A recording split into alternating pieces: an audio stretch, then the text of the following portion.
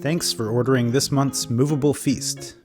Tonight, we have a beautiful Caribbean-inspired dinner from Chef Nina Compton of Compère Lapin in New Orleans. Yeah, I wanted to make it as Caribbean as possible. Yeah. So with the menu for Movable Feast, it's really about that it's a feast. You want to have these big extravagant dishes on the table when you're eating. So we have to start the buttermilk biscuits, which I think people just go, they do backflips for that. And I think that pairs really well with the cow heel soup, which is a dish that I did for an event many years ago. And it's really a very rustic dish.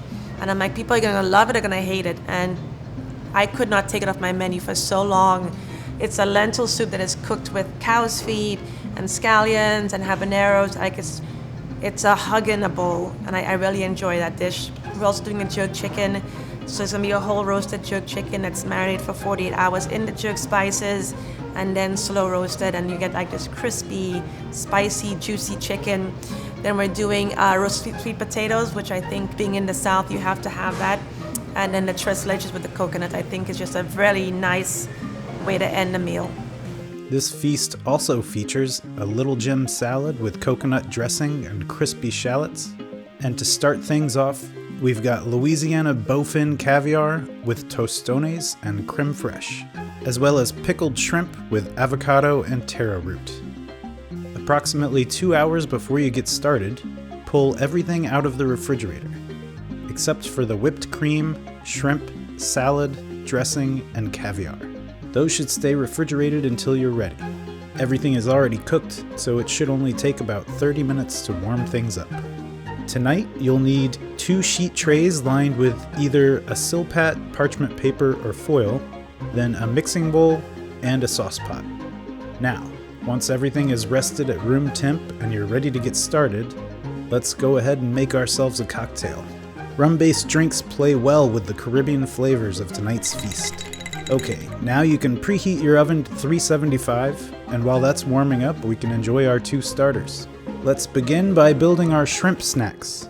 This is as easy as piping a small amount of avocado puree onto each chip and then placing a piece of shrimp on top.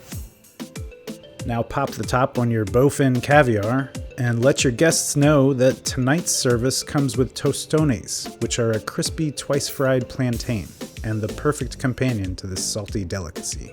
Now for the main event. Place the chicken on your sheet tray in a single layer. Put it in the oven and set a timer for 10 minutes. While that's happening, open up your coconut cake and then pour all of the tres leches dairy right on top of it. And be sure to cover the whole surface area, but give the middle a little extra love. You're going to want to do this in the container that the cake arrived in, because it'll be useful when we flip it later. Now let's set this off to the side until we're ready to plate dessert. Now, place the yams on half of your sheet tray. We'll use the other half later for the biscuits. When the timer goes off, the yams go in the oven with the chicken, and then we reset the timer to 20 minutes. Pour the soup into your sauce pot, then set your burner to a medium-low heat and stir the soup a few times as it warms.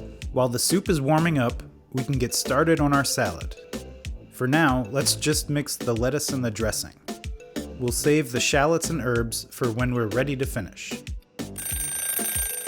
When the timer goes off, we can plate the chicken. Pile the chicken onto your serving dish and garnish with cilantro. Serve the jerk sauce in a small bowl or ramekin on the side. Place the yams on a separate dish, and then get that cilantro butter and just slather it all over the top. Don't be shy.